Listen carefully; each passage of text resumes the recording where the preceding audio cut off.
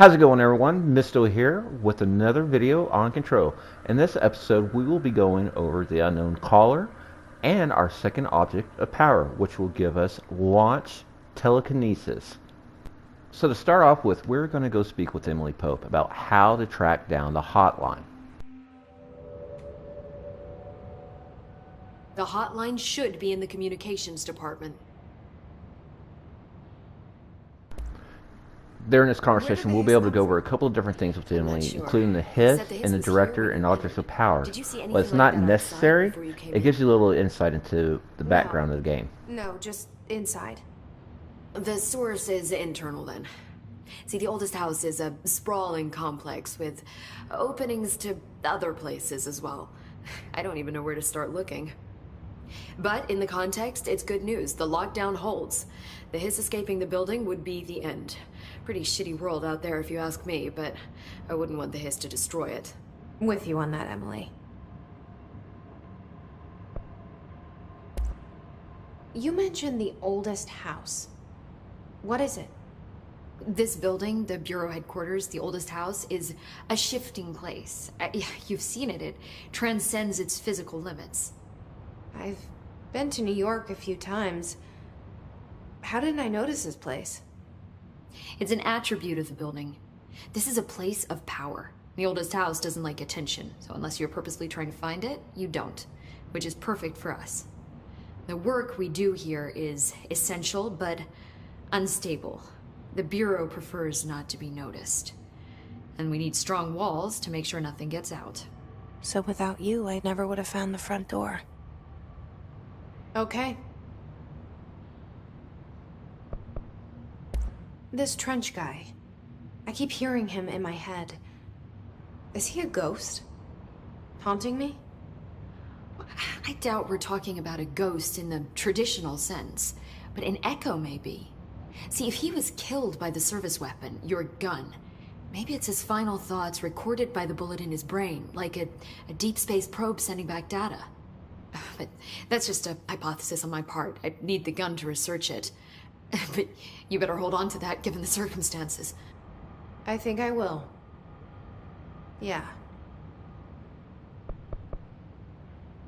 Can you tell me what an object of power is exactly? This is all, well, new to me. Don't worry, I love going over the basics. So objects of power are mundane objects that house paranatural energies and have developed a link to the astral plane and can thus be controlled, which is what differentiates them from altered items, which are still housings of paranatural forces, but are more volatile and cannot be bound in the peri-utilitarian sense. Got it? Did she memorize this? Got it. Thanks. So HRA stop you from becoming hiss? Well, it seems that way. I mean, I hadn't even heard of an HRA until a few weeks ago when Dr. Darling started handing them out. Well, I began analyzing mine as soon as I got it. I mean, each one seems to emit a powerful short-range frequency way beyond anything I've ever seen. Doesn't the timing seem suspicious? I thought that too. Dr. Darling usually likes to unveil his latest breakthrough in big presentations. With these, he just passed them out. Yeah, his behavior makes me wonder what exactly he knew.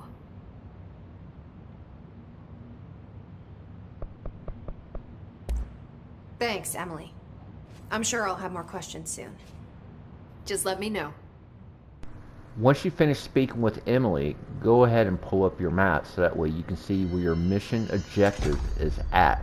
And like I mentioned in the last video, it will appear in yellow as you see on the map. It'll be to the north of us. I would also like to mention it's a good idea to save as often as possible in this game.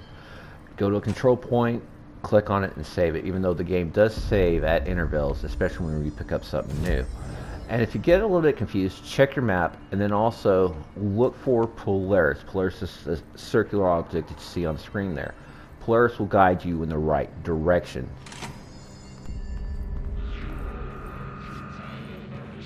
There it is again.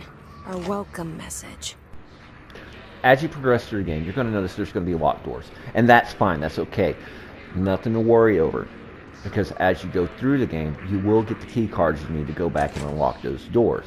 So that's just something to keep in mind. Also, another small point I'd like to make is as you continue to progress, don't forget to look around, pick up any mods you find, so on and so forth, because that's going to be a lot cheaper on you in the long run as far as trying to create them.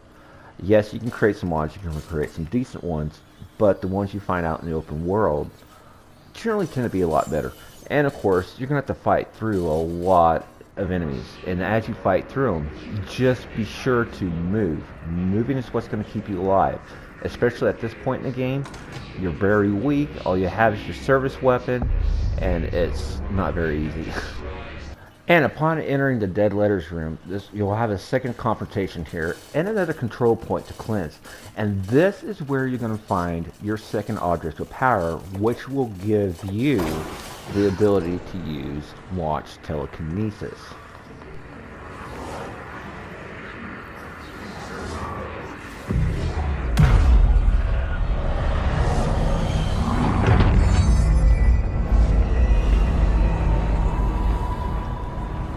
Now that you have another control point unlocked, I would like to say, be sure to go ahead and check your map again, just see where you are in relation to your mission objective.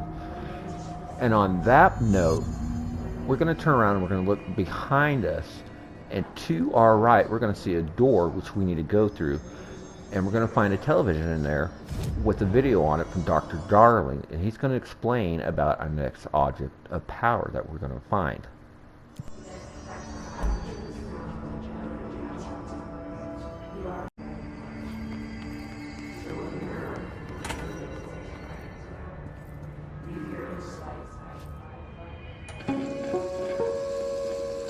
Just look at it.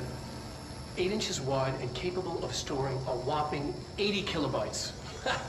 Stolen by our friends at the CIA, the disk held the launch codes to Soviet nukes. This is not the disk, of course, but one exactly like it. A perfect fusion of concepts vibrating in the Cold War era collective unconscious. A receptacle. It is a receptacle for dangerous energies to hone in on. And they did. We don't have the details, but when things started flying around the disk, it was transferred to us. It's an object of power. OOP. Oops. Oh, and it can launch things telekinetically through the air. To date, we've launched maybe 3 dozen pencils.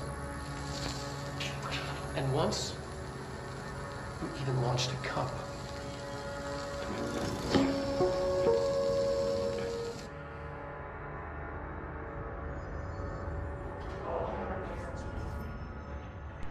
Now, the floppy disk is actually one of the easiest object powers to find. From your control point, just go through the doorway, walk down the hallway until you see the man launched out of the room.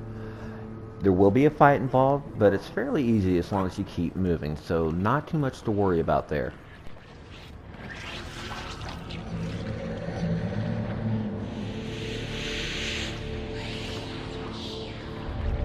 An object of power. Looks like the hiss have latched onto it. We need to cleanse it.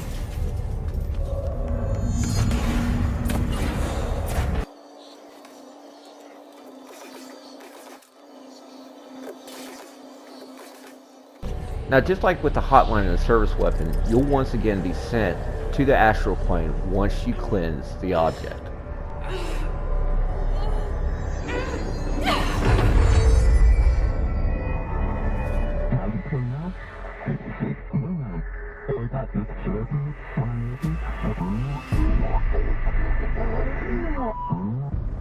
It's harder to hear you when I'm here.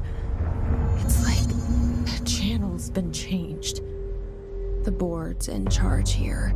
They're pyramids in the Bureau seal. Are they really the ones pulling the strings? I'm not their director. I'm no one's director. Now, just like with the service weapon, this is just a tutorial to teach you how to use your launch telekinesis ability. And it will also show you how to insert one object with another.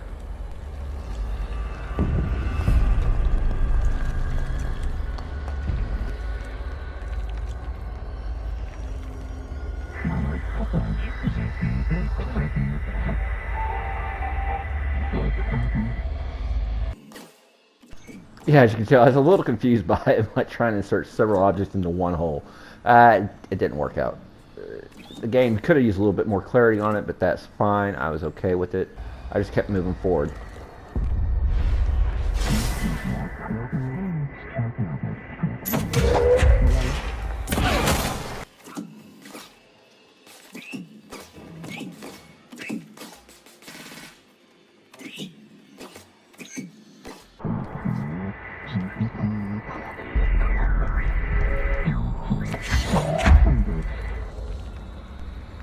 And with that, you now have your launch telekinesis ability.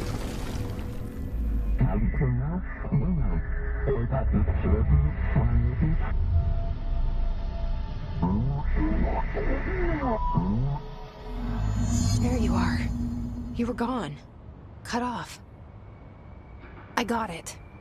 Just like you wanted, right? This will help me fight the hiss. And as you progress against once more, you have another fight scene.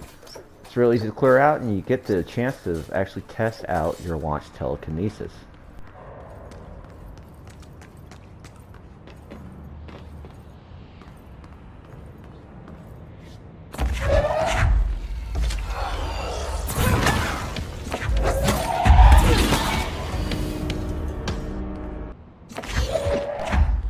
Once you clear out the last of the remaining hiss, you go ahead and make your way on forward through, clear out any obstacles that are in your way, until you come upon a door that is closed with blood leaking out of it.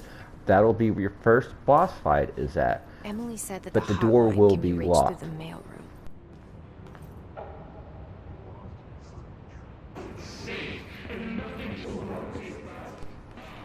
Now the card key for this will be located on a corpse to your left. You pick it up, and then up in front of you, as Maybe you can there's a see, key is nearby. another control point. This must open the door.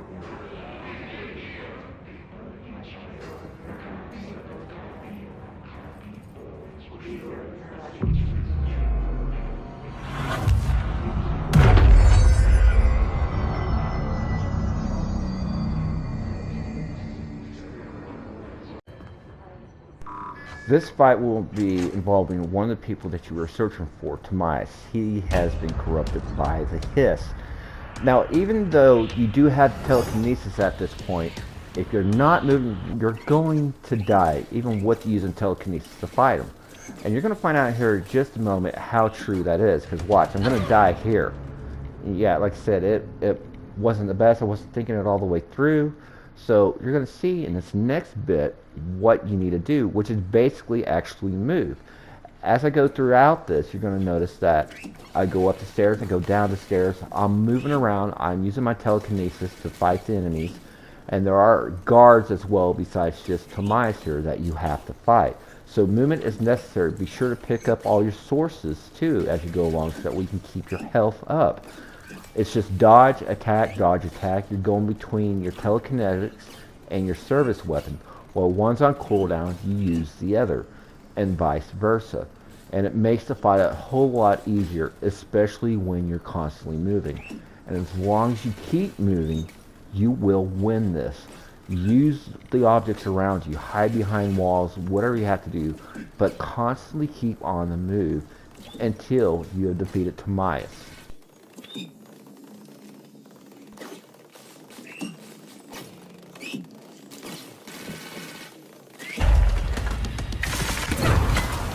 And there you have it, just like that. Coming from a new player's perspective, that's how easy it is. And it's not that easy. I know, oxymoron, right? I have a feeling he'll be back. Now we can enter a hotline chamber. When we get in there, we'll pick up a few objects that are lying about, and also there's a recording we can listen to from Tomias as well. Roberto Tomasi, head of comms. The hiss got him. All right, take this down. The situation in Cuba has been evaluated by the relevant authorities. The mysterious illness affecting the staff at the U.S. Embassy in Havana was caused by sonic weaponry in the hands of a foreign power. Numerous personnel have damage to the inner ear, but most are expected to make a full recovery. Of course, the event also damaged their cellular walls, but we can't blame that on some stupid noise gun. Thank God no local doctors examined them first. Honestly, what the odds an alternate item would show up inside a U.S. embassy? Talk about good luck, huh? So much easier to... Hey, are you still recording this? The hotline can't be far now. Now, you don't have to listen to the message that Tobias left behind, but it does give you a little bit of insight what kind of person that he was before the Hiss corrupted him. And with that being said, all you have to do is just go through the stairwell. There are a couple of things once more that you can pick up, some mods, and continue through the doorway until you come to the hotline chamber.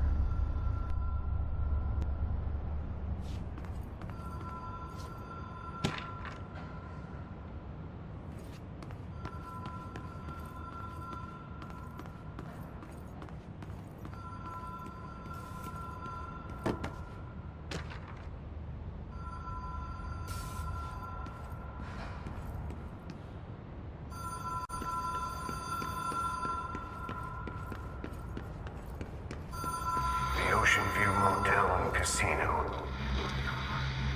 Dream logic. The light switch cord. Door marked with the Black Pyramid.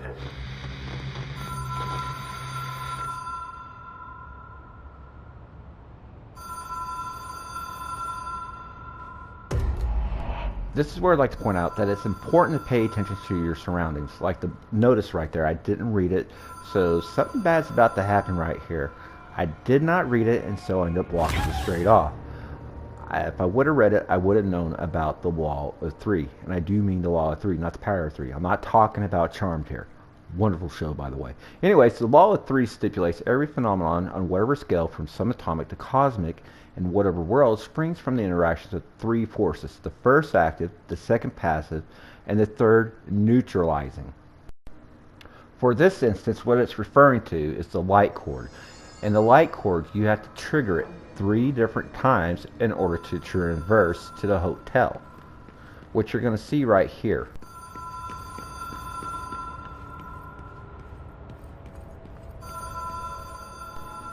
You're going to notice as I start messing with the light cord that I still seem confused. And honestly, I am, because even at this point, I didn't read the notice sign. I mean, it's right there screaming at me. I was just oblivious to it. So I'm sitting here still trying to figure out, thinking, oh, well, it says stand here, so I'm going to stand here. Pull it again. Huh, I'm still not getting it. What's going on here? All right, I'm going to try it one more time. Let's see what happens. And then there I am. No. I've stayed at a lot of roadside motels across the country, on the road, on the run, under the radar. This feels like all of them, like something recognized from a dream.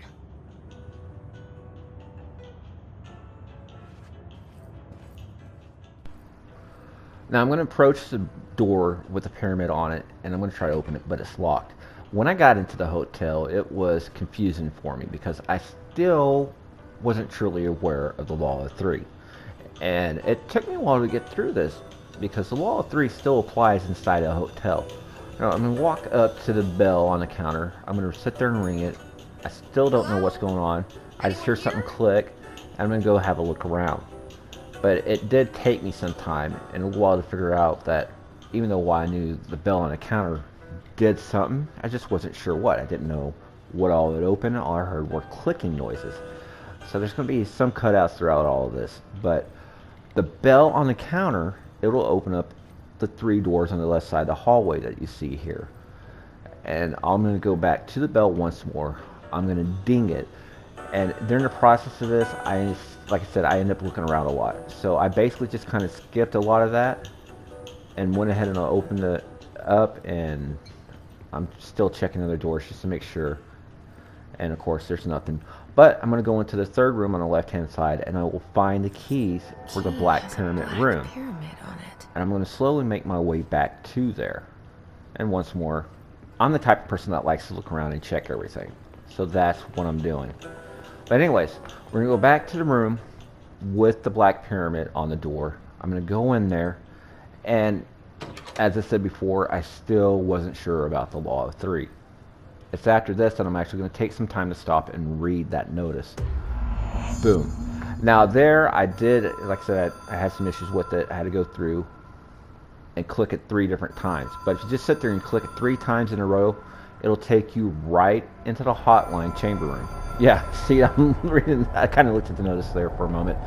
But that's pretty much it. There you go.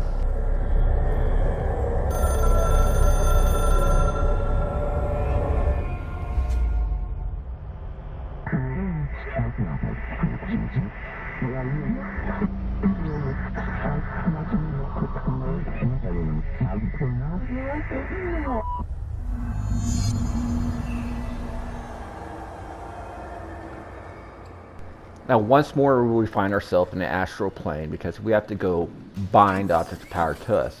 This here is called an astral spike. At this time, I didn't know that we couldn't defeat it. It's just really hard. So I spent some time trying to get through it. Finally, it's like, skip it, I'm going to go on ahead. And eventually, I made it to the hotline. Now, once you bond the hotline to you, you'll be able to pick it up and see recordings, messages left by the director and by the board. So anytime you see a silhouette of the director or anyone else, you'll want to go into your menu and access a hotline from there. It is a phone. It's an object of power. It doesn't connect to any typical network. A direct line to the astral plane and the board. And my hypothesis is, under the right conditions, to other planes of existence as well.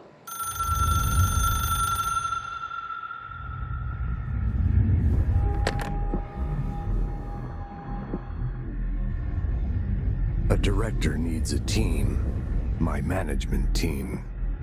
These people know the secrets of the Bureau as well as I do. Some even better.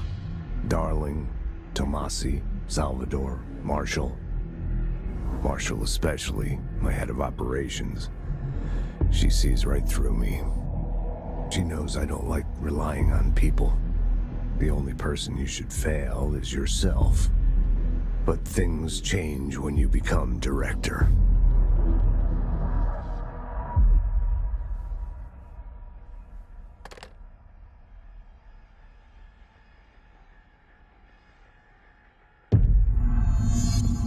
I have it. The hotline. I can reach Trench. Well, listen to him. He feels get back to Emily. People react strongly when I tell them about you. Is it too soon to tell Emily?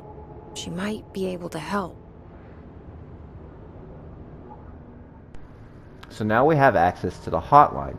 And through the hotline, we can receive messages from the director and from anyone else, also including the board. From this point on, we're going to go down the hallway.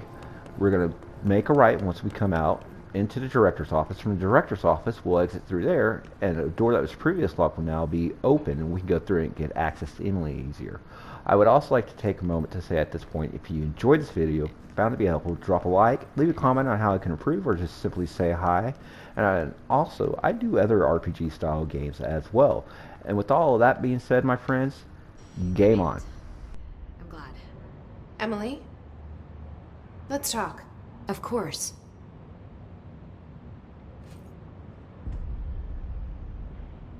I got the hotline. I can make out what Trench is saying now. Incredible. What did he say? He talked about his management team. People who knew the Bureau's secrets. Your boss, Darling. Tomasi, but he's gone. He's gone. Salvador? He's the head of security. And Marshall? Helen Marshall is head of operations. She's tough, ex-CIA. She took her Rangers and went to the research sector to secure the HRA production. She hasn't come back. Someone who could help us. The other sectors. How do I get there? It's impossible because of the internal lockdown. You can perform a directorial override to lift it, but that can only be done in the maintenance sector. Normally, you take the sector elevator down there. It connects all the sectors, but it won't work while the lockdown is in effect. We already got past one lockdown. Maybe I can find a way. Jesse, look, with no prep, no training, in this extreme situation, you are doing phenomenally well. And all that and the hiss can't seem to affect you. I mean, I would love to run some tests on you. If you agree, that is. We could find out something that would help us. Tests? I don't know. But I wouldn't mind understanding more myself. Okay. If you think it will help. Great. I'll check the internal documentation for any lockdown bypasses. We need to get these sectors open to locate Darling and Marshall. And I'll look for a way inside the maintenance sector. The sooner we find one, the sooner I reach this override.